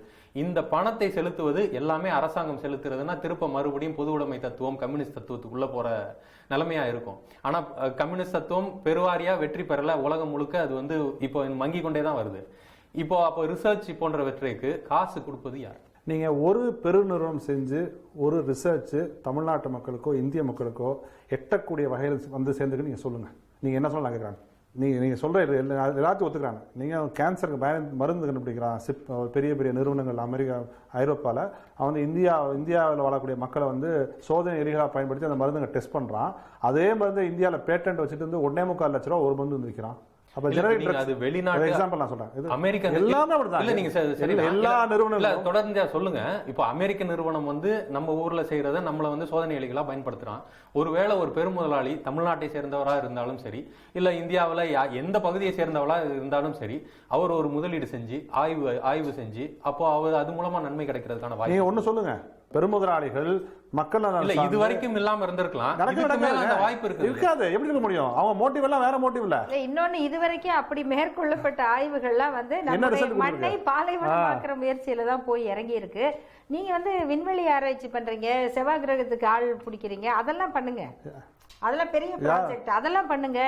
அது மட்டும் இல்லாம இப்போ பசுமை புரட்சின்றதே ஒரு தீண்டத்தகாத வார்த்தை அளவுக்கு வந்து அது இயற்கையை அழிக்கிற அளவுக்கு போயிருச்சு. அது ஏன்னா ஜெனடிக்கலி மாடிஃபைட் கிராப்ஸ் இப்படி தொடர்ச்சியான இதுகள்லாம் வந்துருச்சு. ஆனா அது ஒரு நல்ல நோக்கத்திற்காக தானே அவர்கள் நாட்டுல ஒருவேளை ஆரம்பிக்கப்பட்டிருக்கலாம். யாராண்ட ஆரம்பிச்சாங்க? யாராண்ட பசுமை புரட்சி ஆரம்பிச்சாங்க? இல்ல, இரண்டாம் உலக போர் முடிஞ்சிருச்சு. அமெரிக்கா வந்து குண்டு போடுறதுக்காக செஞ்சு வச்சு அமோனியாவும் பாஸ்பேட்டும் தேங்கி போச்சு. அவங்க என்ன பண்றது முடிக்கிறாங்க. பிலிப்பைன்ஸ்ல போய் இன்டர்நேஷனல் ரைஸ் ரிசர்ச் இன்ஸ்டிடியூட் IRRIன்னு ஒரு நிறுவனம் தொடங்குறாங்க. நம்மகிட்ட இருந்த ரகங்கள் எல்லாம் நெட்டை ரகங்கள், 5 அடி 3 அடி வளரக்கூடிய ரகங்கள். அவன் வந்து ஒரு அடி வளரக்கூடிய ரகங்களை கொண்டு வரான். நீங்க சாப்பிட்றீங்களா IR8 IR10, அதெல்லாம் என்னது? இன்டர்நேஷனல் ரைஸ் ரிசர்ச் இன்ஸ்டிடியூட் வர்றது. குட்டை ரகங்களுக்கு வந்து அதிகமாக தண்ணீர் தேவைப்படும். ஏன் தண்ணீர் தேவைப்படும்? அவங்க அந்த கெமிக்கல்ஸை போடணும். யூரியாவும் அமோனியாவும் போட்டாதான் அது வளரும். அந்த கெமிக்கல்ஸ் நீங்க போட்டா தண்ணி ஜாஸ்தியா சாப்பிடும். சரியா? வளர்ந்தாதான் வந்து உணவு உற்பத்தி வரும். இதுதான் அவங்க செஞ்ச நல்ல விஷயம். அப்ப இந்த ஆய்வுகள் எல்லாத்துலயும் மிகப்பெரிய அரசியல் இருக்கு. அவங்க நாட்டுல செய்யல, இத மற்ற நாடுகள்ல சோதனை செய்யறதுக்காக நிச்சயமா செய்றாங்க. நீங்க வந்து எப்படி ஒரு பெருமுதலாளி ஒரு லாபத்துக்காக இயங்கக்கூடிய ஒரு நிறுவனம் எப்படி மக்கள் சார்ந்து இயங்க முடியும்? முடியாது. பெரும் காடுகள் அழிச்சு தான் இன்னைக்கு இந்தியாவோட மத்திய பகுதியில் வந்து நிலக்கரி எடுக்கிறாங்க. பெரும் காடுகள், நீங்க வந்து பெரும் காடுகள், சாதாரண காடுல பெரும் காடுகள். இன்னைக்கு மத்திய இந்தியா, மத்திய பிரதேஷ், சத்தீஸ்கர், ஜார்க்கண்ட்ல இயங்கக்கூடிய அத்தனை நிலக்கரி சுரங்கங்களும் யார் நடத்துறா? டாடா, அம்பானி, அதானி, இவங்க தான் நடத்துறாங்க. அவங்க வந்து மக்களை சார்ந்து யோசிச்சிட முடியுமா? நிச்சயமாக ஒருபோதும் நடக்க முடியாது. நீங்க எப்போ உங்க மைண்ட்ல வந்து பெரிய லாபம் அப்படின்னு நீங்க முடிவு பண்ணிட்டீங்களோ மக்கள் நலனுக்கு அங்க இடமே கிடையாதுங்க. அப்போ உலகத்துல இருக்கிற அரசியல் அமைப்புகளே வந்து ஒரு சரியான திசையை நோக்கி போலன்ற மாதிரி ஒரு கருத்து உருவாக்கம் இருக்குது. ஏன்னா நான் கேட்கிற கேள்வி என்னன்னா, பல்வேறு நாடுகள்ல பல்வேறு விதமான அரசியல் அமைப்புகள் இருக்குது. இப்போ எந்த நாடுகள்லயும் இப்ப நாம இப்ப பேசிக்கிட்டு இருக்க மாதிரி இயற்கை வளம் சார்ந்து இயற்கை இது மூலமாக பொருளாதாரம் ஈட்டி இது மூலமாக லாபம் பெற்று மக்கள் செழிப்பாக வாழ்கின்ற நாடுகள் எத்தனை நாடுகள் இருக்குன்னு நம்மளால சொல்ல முடியல. நீங்க டென்மார்க், அவர்கள் வந்து வெறும் கேட்டில் ஃபார்மிங் மட்டும் வச்சுதான்றத நம்ம பேசக்கூடாது. அவர்கள் வெறும் சிறிய நாடு.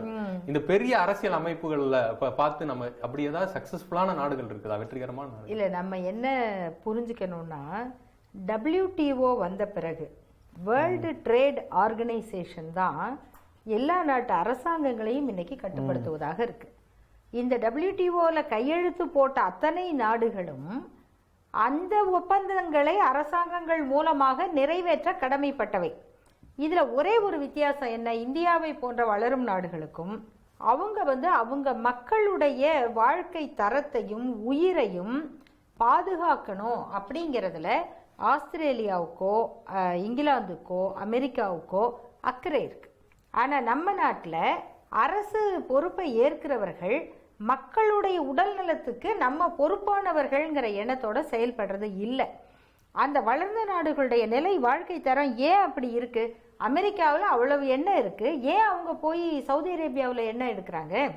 ஏன் அங்ககிட்ட போய் பெட்ரோல் ரேட்டுக்கும் தங்கத்தினுடைய விலைக்கும் என்ன தொடர்பு? ஏன் பெட்ரோல் விலை ஏறும்போது தங்கம் விலை குறையுது? சென்சஸ் மார்க்கெட்டுக்கும் இதுக்கும் என்ன தொடர்பு? இதெல்லாம் படிச்சவங்க எவ்வளவு பேர் யோசிக்கிறோம். ஆனா அந்த நாட்டு அரசாங்கம், நீங்க இங்கிலாந்துல ஒரு மருத்துவர் இருக்காரு, அவருக்கு தமிழ்நாட்டுக்கு வந்துடணும்னு ரொம்ப நாளா விருப்பம். நம்ம தமிழர் தான் அவரு. ஆனா அவர் சொல்றாரு, என்னால இப்ப தமிழ்நாட்டுக்கு வந்து மருத்துவராக பிழைக்க முடியாதுன்னு சொல்றாரு. ஏன்னா நான் எத்திக்ஸ் ஃபாலோ பண்ண ட்ரீட்மெண்ட் அந்த முறையில நான் பழகிட்டேன், என்னால அன்எத்திக்கலாக நடந்து கொள்ள முடியாது அப்படின்னு அவர் சொல்றாரு. என்னால வாழவே முடியாது இங்க ஒரு மருத்துவராக. நீங்க எந்த மருத்துவமனைக்கு போனாலும் நீங்க கண்ணுதான் சோதனை பண்ண வந்திருக்கீங்க, நான் உங்களுக்கு ஃபுல் பாடி ஸ்கேன் எழுதலாட்டி என்னை ஆஸ்பத்திரி முதலாளி கூப்பிட்டு கண்ணா பின்னான்னு திட்டுவாரு. நீங்க ஒரு மருத்துவர், அந்த திட்டம் வாங்கணும். நீங்க எதுக்கு இதுக்கு மட்டுமே ஏன் கண்ணுக்கு சொட்டு மருந்து கொடுத்த அப்படின்னு தெரியும் உங்களுக்கே. அது கண்ணுல புண்ணுதான் வந்திருக்கு, அது வந்து ஐசோர் தான், அதுக்கு இந்த டிராப்ஸே போதும்னு நீங்கள் சொல்லிட்டா நோயாளிக்கு தான் நீங்கள் நல்ல மருத்துவர், அந்த மருத்துவ வணிகத்துக்கு கிடையாது. ஐரோப்பாவில் வந்து குழந்தைங்களுக்கு ஆன்டிபயோட்டிக்ஸ் அதை வந்து வாயில் கொடுக்க முடியுமா? நம்ம தமிழர்கள் எல்லாம் உலகம் பூரா இருக்கவங்க பார்த்துக்கிட்டு இருக்காங்க. அந்த நாடுகள் எல்லாம் எப்படி கொடுக்குறாங்க மருந்து? ஏன் வந்து சின்ன குழந்தைங்களுக்கு ஆன்டிபயோட்டிக்ஸை வந்து ஐவியில் போடுறாங்க? நம்ம நாட்டில் சிறப்பு இதை எழுது அதை எழுது, வாயில் வைக்க முடியாத கசப்பு மருந்தெல்லாம் 2 வயசுக்கு கீழே இருக்க குழந்தைக்கு கொடுக்கறது. ஏன் நீங்கள் எந்த மருந்து கொடுத்தாலும் அது அழுகும் இல்லையா? அதனால் அதுலேயே எல்லாத்தையும் ஊற்றி விட்டுறலாம். இதெல்லாம் பண்ண முடியுமா வேறு நாட்டில்? ஆனால் நம்ம நாட்டில் பண்ண முடியும். இப்போ இந்த பார்மசூட்டிக்கல் கம்பெனி வந்து இந்திய அரசின் கொள்கையில் தயாரிக்கப்படுவது அல்ல, அங்கே அது எங்கேயோ தயாராகுது. இந்த வணிகம் வந்து உலகமயமான பிறகு அந்த வர்த்தக ஒப்பந்தத்தில் கையெழுத்திட்ட நாடுகள் அதன்படி தான் நடந்துக்கணும். அதுல நம்மை போன்ற வளரும் நாடுகளுக்கு அந்த பாதுகாப்பும் இல்லை. அதான் பிரச்சனை. சரி, இப்போ வந்து ஜெனரிக் ட்ரக்ஸ் இது போன்ற பிரச்சனைகள்லாம் இதன் தொடர்ச்சின்னு தான் நாம் புரிஞ்சுக்கிறோம். இப்போ இதை தொடர்ந்து போராட்ட களத்துல இருக்கிறதுக்கான உள்நோக்கம் இருக்குன்னு பல பேர் பேசுறாங்க. எந்த போராட்டமாக இருந்தாலும் பார்த்தீங்கன்னா அதுக்கு வந்து பல்வேறு இடங்கள்ல இருந்து பணம் வருது அப்படின்றதெல்லாம் தாண்டி அதை குறித்து கூட பேச வேணாம். இப்போ நியூட்ரினோ திட்டமாக இருந்தாலும் நம்ம எதிர்க்கிறோம், கூடங்குளம் திட்டத்தையும் எதிர்க்கிறோம், நெடுவாசலில் இருக்கிற ஹைட்ரோ கார்பன் திட்டத்தையும் எதிர்க்கிறோம். இப்படி எல்லா திட்டத்திற்கும் நாம் வந்து எதிர்க்கிறது வந்து அதில் இருக்கிற தவறுகள், அவர் செய்கிற தவறுகள், இது இயற்கை சூழலை பாதிக்கப்படும்ன்றதை சுட்டி காட்டி எதிர்க்கிறோம். ஆனால் எந்த ஒரு திட்டமாவது இப்படி இயற்கை வளங்களை எடுக்க வேண்டிய திட்டம், எந்த நிலக்கரி எடுக்கிறதா இருக்கட்டும், இப்படி எந்த ஒரு திட்டமாவது எந்த பிரச்சனையும் இல்லாமல் இயற்கை வளங்களையே பாதிக்காம மக்களுக்கு எந்த பிரச்சனையும் இல்லாமல் ஏதாவது ஒன்று எடுக்க முடியும்னு நீங்கள் நினைக்கிறீங்க? நிச்சயமாக முடியும். நீங்கள் ஆற்று மணல் இருக்கிறத பற்றி நாங்கள் அவ்வளோ தூரம் பேசுகிறோம் இல்லையா? ஆற்றில் மணல் இருக்கக்கூடாதுன்னு சொல்லி பேசுகிறோம். ஆனால் ஆற்றுல மணல் இருக்கிறது நீங்கள் சஸ்டைனபிளாக பண்ண முடியும். ஒரு வருஷத்துக்கு 1.5 to 2 அடி ஆழத்துக்கு இவ்வளோ உயரத்துக்கு நீங்கள் வந்து மணல் எடுத்துக்கலாம் ஒரு வருஷத்துக்கு. நீங்கள் யோசிச்சு பாருங்கள், அந்த ஆற்றோட முழு நீளத்துக்கு எடுக்கலாம் நீங்கள். இங்கே பிரச்சனை என்னன்னா, அந்த மணல் எடுத்துகிட்டு கேரளாவுக்கு போகுது, கர்நாடகாவுக்கு போகுது, தாய்லாண்டுக்கு போகுது, மொரிஷியஸ்க்கு போகுது. ஏன் போகணும் அது? நாங்கள் வந்து காந்தியோட வார்த்தை கோட் பண்ணுவேன், இந்த உலகத்தில் உள்ள எல்லா உயிரினங்களுக்கும் தேவையான வளம், ஃபார் எவ்ரி ஒன்ஸ் நீட் தேவையான வளம் இருக்குது. ஆனால் யாருடைய ஆசைக்கும் வளம் கிடையாதுங்க. Not any one's greed. எவ்வளோ வளம் இந்த உயிரினங்களுக்கு தேவையோ அவ்வளோ வளம் அற்புதமாக இருக்குது. நீங்கள் வந்து இயற்கையை சுரண்டாமல், இயற்கையை நாசப்படுத்தாமல், இயற்கையை அழிக்காமல் நிச்சயமாக நீங்கள் வந்து வாழ முடியும். சஸ்டைனபிள் மைனிங் ப்ராக்டிசஸ் இருக்குது. ஒரு வருஷம் அவங்க கால்குலேட் பண்ணி வச்சுருக்காங்க. அந்த ஆற்றுல எவ்வளோ தண்ணி போகும், எவ்வளோ மண் அரிச்சிட்டு வருது, எவ்வளோ 2 அடிக்கு எடுக்கலாமா 1 அடிக்கு எடுக்கலாமான்னு ஒவ்வொரு இடத்துக்கு இருக்குது. அதை மட்டும் எடுங்க, ஆட்டோமேட்டிக்காக சில வருடங்கள் வந்து ரிப்ளேஸ். சரி, இது வந்து இயற்கை இந்த நிலக்கரியா இருக்கட்டும், மணலா இருக்கட்டும், எதுவா இருந்தாலும் அது அளவுப்படி எடுத்தா சரியா இருக்கும்னு சொல்றீங்க. இப்போ நியூட்ரினோ திட்டம் இருக்குது, அது ஒரு ஆய்வு செய்யறதுக்கான திட்டம். இந்த ஆய்வை நம்ம மலையில வைக்கலன்னா ஏதோ ஒரு மலையில வைக்கணும். அப்போ ஏதோ ஒரு மக்கள் பாதிக்கப்படுவார்கள். அப்போ இதை எதிர்க்கிறதுக்கான உள்நோக்கம் இருக்குதா? எப்படி அது? இல்லை, நீங்கள் அது வெஸ்டர்ன் காட்ஸ் இருக்குல்ல, மேற்கு தொடர்ச்சி மலை, அது வந்து ஒரு மிக மிக முக்கியமான ஒரு பகுதி. நம்ம யாருக்குமே தெரியாது. நீங்கள் நமக்கு பள்ளியில் படிக்கிற குழந்தைகள்கிட்ட போய் இமயமலை நதிகள் எப்படி உற்பத்தி ஆகும் கேளுங்க, அழகாக சொல்லுவாங்க. இமயமலை கூடிய பனிப்பாறைகள் உருகி, கங்கோத்திரி உருகி, கங்கையும் யமுனையும் பிரம்மபுத்திராவும் உற்பத்தி ஆகுதுன்னு அற்புதமாக சொல்லுவாங்க. நீங்கள் பெனின்சுலர் இந்தியாவில், தீபகற்ப இந்தியாவில் உற்பத்தி ஆகக்கூடிய நதிகள் கிருஷ்ணா, கோதாவரி, நர்மதை, காவேரி, தாமிரபரணி, பெண்ணாறு, பாலாறுலாம் எப்படி உற்பத்தி ஆகுங்க தெரியாது. ஏன்னா சொல்லித்தரல. மேற்கு தொடர்ச்சி மலை, அந்த மேற்கு தொடர்ச்சி மலை இல்லைன்னா தீபகற்ப இந்தியாவில் ஒருத்தர் கூட வாழ முடியாது. இன்னைக்கு தீபகற்ப இந்தியாவில் வாழக்கூடிய ஒவ்வொருவரும் அந்த எதை நம்பி இருக்காங்கன்னா மேற்கு தொடர்ச்சி மலை நம்பியிருக்காங்க. அப்படி ஒரு முக்கியமான ஒரு மலை பிரதேசத்தினால தான் இந்திய அரசாங்கம் வந்து அது வந்து கஸ்தூரிரங்கன் கமிட்டியும் சரி, மாதவ் கார்கி கமிட்டியும் சரி, இது வந்து எக்கோ சென்சிட்டிவ் ஜோன் அப்படின்னு வச்சிருக்காங்க. யுனெஸ்கோ நிறுவனம் இருக்குல்ல, அது வந்து என்ன பயோடைவர்சிட்டி ஹெரிட்டேஜ் ஹாட்ஸ்பாட் வச்சிருக்காங்க. அப்புறம் என்ன தெரியுமா, அது 2 நாடுகளுக்கு இடையே போர் நடந்தால் கூட அங்கே நீங்கள் குண்டு போடக்கூடாது. அப்படி ஒரு முக்கியத்துவம் வாய்ந்த மேற்கு தொடர்ச்சி மலையில் 10 லட்சம் டன் பாறையை உடைச்சு 5 லட்சம் கிலோ வெடிமருந்தை பயன்படுத்தி அந்த ஆய்வுக்கூடத்தை அமைக்கிறேன்னு யார் அழுதுது? சரி, அந்த ஆய்வுக்கூடம் வர்றதுனால நமக்கு என்ன கிடைக்க போகுது தெரியாது, வேலைவாய்ப்பு கிடைக்க போடா தெரியாது, சோஷியோ எக்கனாமிக் இம்பாக்ட் என்ன தெரியாது. யார் சுற்றுச்சூழல் இம்பாக்டை ஸ்டடி பண்ணா? சலீம் அலி ஃபவுண்டேஷன். அவங்க பிளாஸ்டிங்கை ஸ்டடி பண்ணியிருக்காங்களா? பிளாஸ்டிங்கை ஸ்டடி பண்ணல. சலீம் அலி நிறுவனம் இதுக்கு வந்து இந்த மாதிரி ஆய்வுகளை செய்ய தகுதியான நிறுவனமா? தகுதியான நிறுவனம் கிடையாது.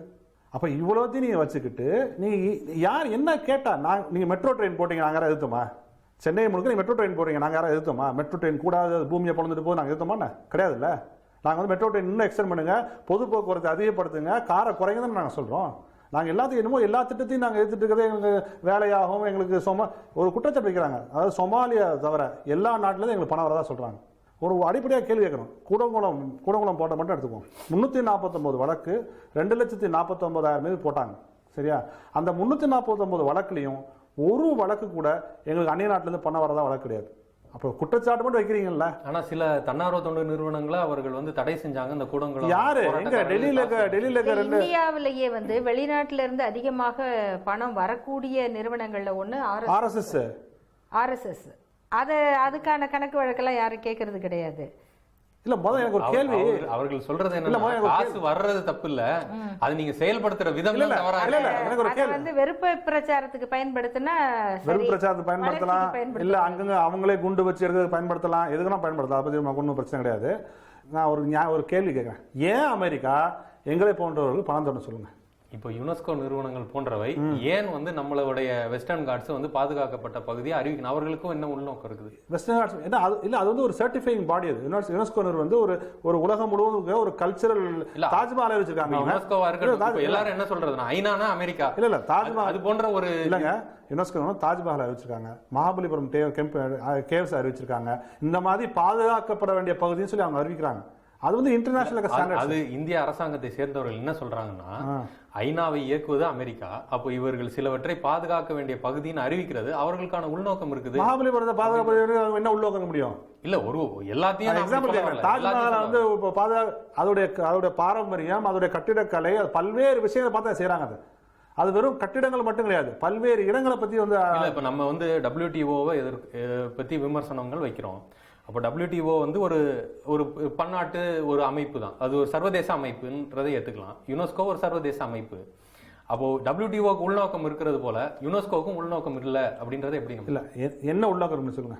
இல்ல இன்னொன்னு, நீங்க எப்பொருள் யார் யாரை கேட்பினும் அப்பொருள் மெய்ப்பொருள் காண்பது அறிவுன்னு வச்சுக்கோங்க.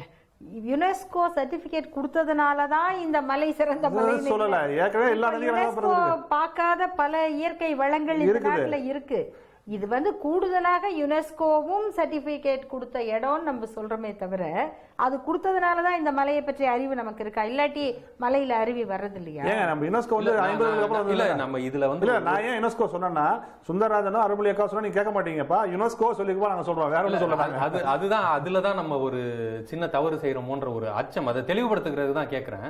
நாம வந்து தேவையான இடங்கள்ல வந்து இந்த பன்னாட்டு இந்த சர்வதேச நிறுவனங்களை எடுத்துக்கிறோம். யுனெஸ்கோ போன்ற நிறுவனங்கள் நம்மளோட ஆத்தென்டிசிட்டியை அதிகப்படுத்துறதுக்காக இதை இழுத்துக்கிறோம். அதே சமயத்துல WTO போன்ற நிறுவனங்களை நம்ம ஒரே இதுல திட்டுறோம். அப்போ அது நம்ம பேசுறதோட நம்பகத்தன்மை வந்து ஒருவேளை குறையுது. நம்ம வந்து பன்னாட்டு அமைப்புகளையே நம்ம எதிர்க்கல. அதுதான் வந்து சுந்தரராஜன் சொன்னாரு. நம்ம வந்து தொழில் வளர்ச்சியவே எதிர்க்கிறவங்க கிடையாது. தொழில் வளரணும், அந்த மக்களுடைய வாழ்வாதாரங்களோடு சேர்ந்து வளரணும்னு சொல்றோம். அதே போல பன்னாட்டு அமைப்புகள் எவ்வளவோ இருக்கு. இப்ப ரெட் கிராஸ் இருக்கு. நீங்க வந்து ஈழத்தமிழர்களுக்கு ஆபத்து, நம்ம உதவி செய்யணும், மருந்து போகணும்னா நம்ம யார்கிட்ட போய் கேட்கிறோம்? ரெட் கிராஸ் தான் போய் கேட்கிறோம். உலகத்துல பாதிப்பு, மனித உரிமைகள் பாதிக்கப்படுதுன்னா ஆம்னஸ்டி இன்டர்நேஷனல் தான் நம்ம கேட்கிறோம். அப்ப இதெல்லாம் பன்னாட்டு அமைப்பு தான். நாம பன்னாட்டு அமைப்புங்கிறதுனால மட்டுமே இதை வந்து எதிர்க்கல. இல்ல இது ஒரு தெளிவுபடுத்துறதுக்கு தான் நான் கேட்டேன். ஏன் பாரதிய ஜனதா கட்சியை எடுத்துக்கிட்டா கூட அவர்கள் வந்து இப்ப என்ன சொல்றாங்கன்னா, நரேந்திர மோடி அவர்களை பன்னாட்டு ஊடகங்கள் பாராட்டுது அப்படின்னு சொல்லி ஒரு இதுல பேசுறாங்க. பன்னாட்டு ஊடகங்கள் வந்து உங்களுக்கு இதுல மத சுதந்திரம் இல்லைன்னு சொல்லும் போது மற்ற நாட்டுடைய கருத்தை நான் கேட்க வேண்டிய அவசியம் இல்லைன்றாங்க. இப்போ அதே போன்ற ஸ்டாண்ட் இங்கேயும் எடுத்துறோமோ அப்படின்ற ஒரு அச்சத்தை தெளிவுபடுத்துறதுக்கு தான் இல்ல, அதனாலதான் நாங்க தெளிவுபடுத்துறோம். நம்ம வந்து எல்லாருமே அப்படிதான் செய்வாங்க. நீங்க வந்து அது பிஜேபி செய்யறதுனாலையும் அவங்க செய்யறதுன்னு மட்டும் பார்க்க வேண்டாம். எல்லாருமே அப்படிதான் செய்வாங்க. பன்னாட்டு அமைப்புகள் அப்படின்னு சொன்னா அதுல நமக்கு எது நல்லதுன்னு தான் நம்ம பார்க்கணும். அது மாதிரி தான் நம்ம ஆம்னஸ்டி இன்டர்நேஷனல் பார்க்குறோம், ரெட் கிராஸை பார்க்குறோம், யுனெஸ்கோவை பார்க்குறோம். ஐநா சபைக்கிட்டே எதுக்கு நம்ம போய்கிட்டே இருக்கிறோம்? அப்படி பார்த்தா ஐநா சபையே பன்னாட்டு அமைப்பு தானே, அமெரிக்காவுடைய ஆதிக்கத்தில் இருக்கிற அமைப்பு தானே. பெருநாடுகளுடைய வீட்டோ பவர் கிட்ட தானே நம்ம போராடிக்கிட்டு இருக்கோம். இன்னும் சொன்னா இந்தியா அதுல ஒரு வீட்டோ பவர் ஆகணும் அப்படின்னு முயற்சி செய்து ஏன் நம்ம அதை ஏத்துக்கிட்டு இருக்கோம்? இப்ப நீதி கேட்டு விசாரணை கேட்கிறோம். யார்கிட்ட கேட்கிறோம்? ஐநா கிட்ட தான் கேட்கிறோம். ஐநா வேடிக்கை பார்த்ததுன்னு நமக்கு தெரியும். ஆகையினால WTOங்கிற ஆர்கனைசேஷன் உலகத்தின் இயற்கை வளங்களை காப்பதுன்னு முடிவு எடுத்ததுன்னு வச்சுக்கோங்க. நம்ம WTOவை எதிர்ப்போமா? அப்போ அவர்களுடைய நோக்கம் சரியில்லை, அதை எதிர்க்கிறோம்னு சொல்றீங்க. நம்முடைய இடத்துக்கும் நம்ம சூழலுக்கும் அது பெரிய வறட்சியை உண்டாக்கும். ஏற்கனவே நம்ம வந்து இயற்கை சூழல் வந்து பாதிக்கப்பட்டிருக்க இடத்துல இருக்கோம். பருவமழை பொய்க்குதுங்கிறத பத்தி நம்ம பழைய இலக்கியங்கள்ல எவ்வளவு இருக்கு. அதுக்கே பருவமழைன்னு முதல்ல பேர் வச்சாங்க.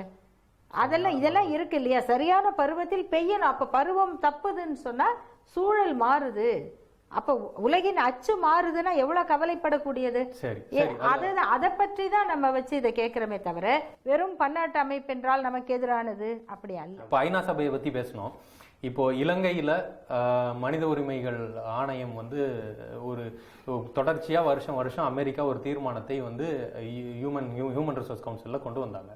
இந்த வருஷமும் ஹியூமன் ரிசோர்ஸ் கவுன்சில் கூடுது. ஆனா கடந்த ஆண்டுகள் போன்று இந்த தடவை அதை பத்தி பேசுறதுக்கான ஒரு பரபரப்பு இல்லை. அதை பற்றியான பல்வேறு தரப்பினரும் பேசல. இது குறைஞ்சு போனதுக்கான காரணம், இது மேல அக்கறை குறைஞ்சு போனதுக்கான காரணம் என்னன்னு நினைக்கிறீங்க? உலக அரசியல் தான் அடுத்தடுத்த நிகழ்வுகள் நோக்கி நகர்ந்துகிட்டே இருக்கு. இப்ப ஐநாவினுடைய கவனமும் மற்ற நாடுகளுடைய கவனமும் வந்து மத்திய கிழக்கு நாடுகள்ல அதை எப்படி யார் யார் கைப்பற்றுவதுங்கிறதுல இருக்காங்க. இதுல நம்முடைய குரல்ங்கிறது அங்க ஈழத்திலிருந்தும் தமிழ்நாட்டில இருந்தும் எழும்புகிற ஒரு சிறிய குரலாக ஒலிக்கிறது. தமிழ்நாட்டுல கூட அந்த அளவுக்கு ஆர்வம் இப்ப தெரியலையே. நம்ம தமிழ்நாட்டு ஊடகங்களும் பெரிய அளவுல கடந்த ஆண்டுகள்லாம் பார்த்தோம், பெரிய அளவுல அதை விவாதிச்சாங்க. இது 2-3 மாசத்துக்கு முன்னாடியே இதை பத்தி விவாதங்கள், என்ன செய்யணும், என்ன நிலைப்பாடு எடுக்கணும், இந்திய அரசு என்ன பேசணும், தமிழ்நாடு தலைவர்கள் நீங்க என்ன அழுத்தம் கொடுக்கணும்ன்றதெல்லாம் பத்தி விவாதிச்சாங்க. ஆனா இப்ப அந்த விவாதங்களே பெரிய அளவுல காணும். இல்ல, இப்பயும் வந்து கோரிக்கைகளும் போராட்டங்களும் ஆர்ப்பாட்டங்களும் நடந்துகிட்டு தான் இருக்கு.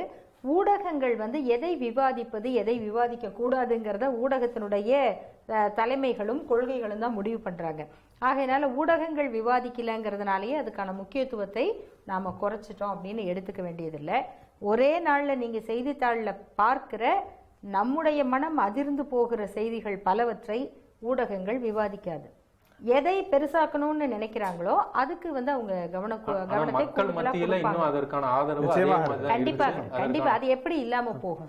நீங்க ஜல்லிக்கட்டுக்காக மாணவர்கள் கூடுறான்னு நினைக்கிறீங்களா? கிடையாது. 2009 எங்க மக்கள் அங்க சுட்டு கொண்டப்போ எங்கடா போயிருந்தீங்கன்னு கேட்டதான் எவ்வளவு பேர் அன்னைக்கு உள்ளுக்குள்ள இருந்த ஒரு பெரிய விஷயம் தான் ஜல்லிக்கட்டு ரூபத்தை வெளியே வந்திருக்கு. நீங்க அப்படிதான் பாக்கணும். அது வெறும் ஜல்லிக்கட்டு ஜல்லிக்கட்டுக்கான போராட்டம், அது வெறுமன ஜல்லிக்கட்டுக்காக மட்டும் கிடையாது. எப்பவுமே கலாச்சாரம் சார்ந்த பிரச்சனைகள் வரும்போது மக்கள்கிட்ட தன்னெழுச்சி அந்த ஒரு உணர்வு வரும். அந்த உணர்வு வந்து எப்படி வரும்? ஏற்கனவே பல அழுத்தங்கள் அவங்க வந்திருப்பாங்க. கரெக்டா 2 மேட்ச் பண்ண சமயத்துல டக்குன்னு வந்து வெளியே வந்துடும். அந்த அழுத்தம் இருக்கும், அந்த உணவு சார்ந்த பிரச்சனை ஒன்று வரும், 2 வந்து வெடிச்சு வெளியே வரும். அதுதான் ஜல்லிக்கட்டு போராட்டம்.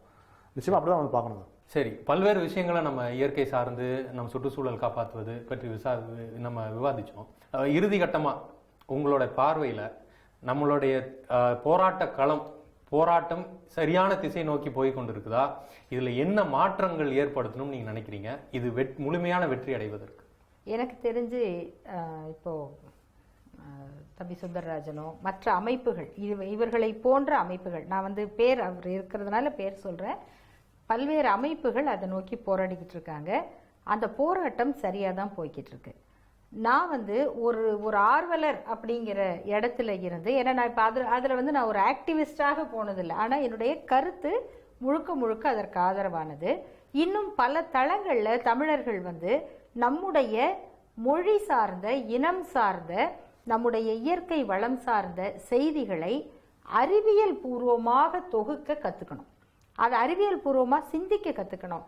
நம்ம திரும்ப மொழியை வந்து பக்தியோடையும் வெறும் கலைகளோடையும் மட்டுமே இணைச்சிக்கிட்டு இருக்கிறதுல இருந்து அறிவியல் சார்ந்து நம்ம மொழியை வளப்படுத்தி அதை வந்து தொழில்நுட்பத்தோட இணைச்சு நம்முடைய வளர்ச்சிக்கு பயன்படுத்தணுங்கிறது என்னுடைய வேண்டுகோள். சரி, இப்போ நீங்க பல்வேறு போராட்டங்களை முன்னெடுத்து இருக்கீங்க.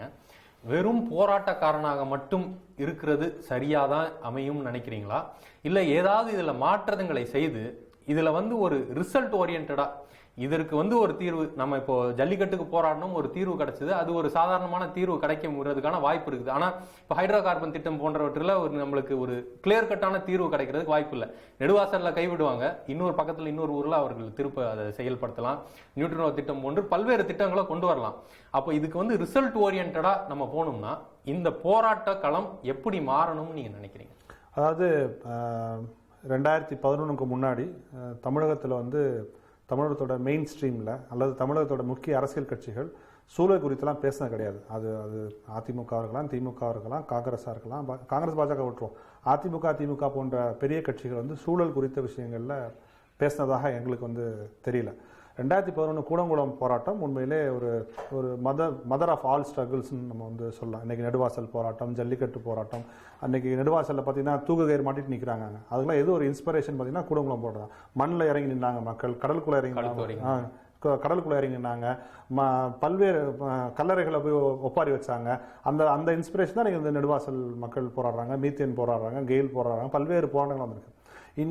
இன்னைக்கு இருக்கிற ஒரு சூழலில் தமிழகத்தை சேர்ந்த 2 பெரிய கட்சிகள் திமுகவும் அதிமுகவும் சூழல் தான் பிரதானம் சொல்லி நமக்கு வரணும். அதுக்கான முயற்சிகள் நாங்கள் இறங்கி செயல்பட்டு இருக்கோம். அந்த 2 கட்சியை சேர்ந்த தலைவர்களை சந்திச்சுட்டு இருக்கோம். இன்னைக்கு இது எல்லாமே ஒரு அரசியலாக மாறி ஒரு அரசியல் கட்சியாக மாறுறதுக்கான வாய்ப்புகள் இருந்துச்சுன்னா சந்தோஷம். நமக்கு ஒன்றும் ஒரு பெரிய அதெல்லாம் வேணாம். திமுக அதிமுகவை தாண்டி பல்வேறு சக்திகள் வாய்ப்புகளும் இருக்கலாம். இன்னைக்கு பல்வேறு கட்சிகள் எங்களுக்கு ஆதரவாக இருக்கின்ற கட்சிகள் நிறைய கட்சிகள் இருக்காங்க. மனிதநேய மக்கள் கட்சி, நாம் தமிழர் கட்சி, தமிழக வாழ்வுரிமை கட்சி, SDPI போன்ற பல்வேறு கட்சிகள் எங்களுக்கு ஆதரவாக நிச்சயமாக வந்திருக்கிறாங்க. மதிமுக போன்ற பல்வேறு கட்சிகள் ஆதரவு இருக்காங்க.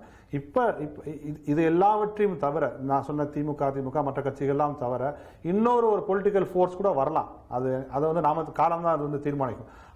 அந்த பொலிட்டிக்கல் ஃபோர்ஸ் இந்த பேக்ரவுண்ட் இருந்துச்சுன்னா ரொம்ப சந்தோஷம். பூவுலக நண்பர்களாக நிச்சயமாக பூவுலக நண்பர்கள் அரசியல் கட்சியாக மாறாது. நாங்கள் என்னைக்குமே ஒரு சூழல் இயக்கமாக தான் இருப்போம்.